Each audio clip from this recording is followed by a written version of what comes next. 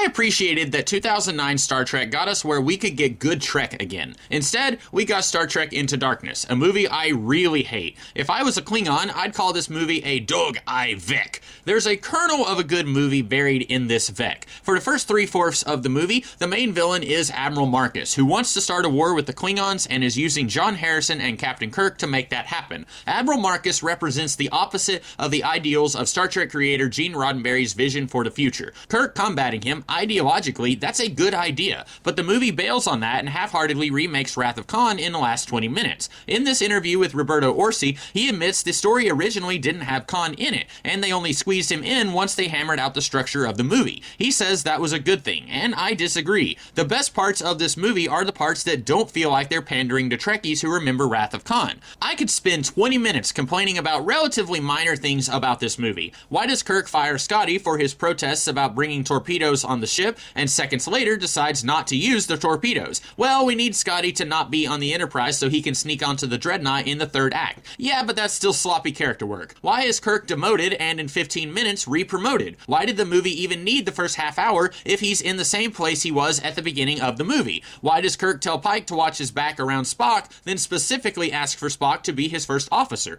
Why does Uhura insist on going on the mission to speak Klingon when there are no Klingon life signs? Where did these Klingons come from? Why does this movie want Uhura on the mission if she isn't going to save their collective bacon by speaking Klingon? All she's here to do is remind the audience she's Spock's girlfriend. Why is Carol Marcus in this movie other than to remind us of a better movie? Carol Marcus of Wrath of Khan hated Starfleet, but this character is a weapons expert. She could have been anyone, a new character sneaking on the ship, or the character who investigates the torpedoes could have been Chekhov, McCoy, or Scotty. Why is this guy Khan other than to cash in on a better movie? He could have actually been John Harrison and it would not have changed the plot. Old Spock says Khan kills anyone he sees as undesirable. That's not true. In the episode Space Seed, while Khan was ambitious, he wasn't needlessly cruel. Kirk said he was one of the best from that time period. I took that to mean Khan was a little more fair than his fellow tyrants from that era. In Wrath of Khan, Khan wanted to kill Kirk because of a perceived injustice done to him after the events of Space Seed. But since none of that happened with this version of Khan, there would be no reason for him to destroy the Enterprise. This movie was trading on nostalgia with a very slender portion of the audience who, surprise, surprise, hated this movie. But this guy didn't have to be an augment at all, since nothing he does is especially clever.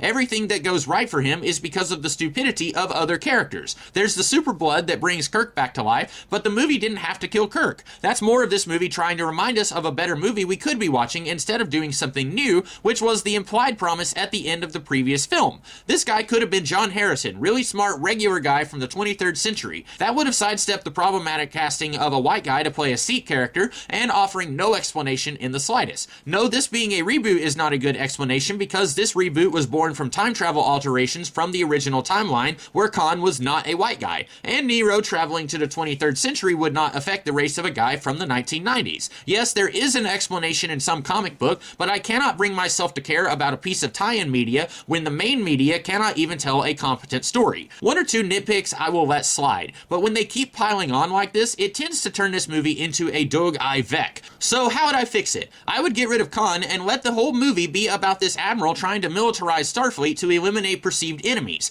Kirk would be caught in between doing what he feels is right, since the enemies of the Federation are already hostile, so fighting back seems like a sensible course of action, and pursuing the more diplomatic path of Starfleet. People seem to think a future of optimistic exploration and shaking hands with new civilizations is boring and not worth telling stories about. I'll admit, people like me are part of the problem since my favorite Trek series, Deep Space Nine, introduced the sinister Section 31, part of this movie. But you could easily course correct here, since the entire conflict is about the direction to take the tone of Star Trek. My fix would be set in 2259, a year after the previous film. The Enterprise has been on the defensive against the Romulans. Several Federation ships were destroyed by Nero in the previous movie, and the Romulans are even more of a threat than they were before. Nero was able to transfer historical information to the Romulans of this era, giving them the upper hand against the Federation. Instead of Admiral Marcus, Peter Weller is the grandson of John Frederick Paxton, a character he played on Enterprise who was very xenophobic. Admiral Paxton worked hard to rise in the ranks of Starfleet because his grandfather's reputation is not a secret, but he agrees with his grandfather's philosophies, and he genuinely believes humanity is in danger with how things are looking with the Romulans. Admiral Paxton sends the Enterprise on a mission he hopes will lead the rest of the Federation to declaring war. Like in the movie, Kirk will choose to go against Admiral Paxton's orders. I'd have the Klingons Klingons reluctantly forge an alliance with the Federation. Even though the Klingons and the Romulans shared enemies in the form of the Federation, they didn't like each other. While the Romulans have been getting bolder in their attacks on the Federation, they've also been attacking the Klingons. Admiral Paxton doesn't like this because he's just as racist against the Klingons as he is against the Romulans. But the higher-ups in the Federation are considering this alliance since it was the Klingons who first broached this idea.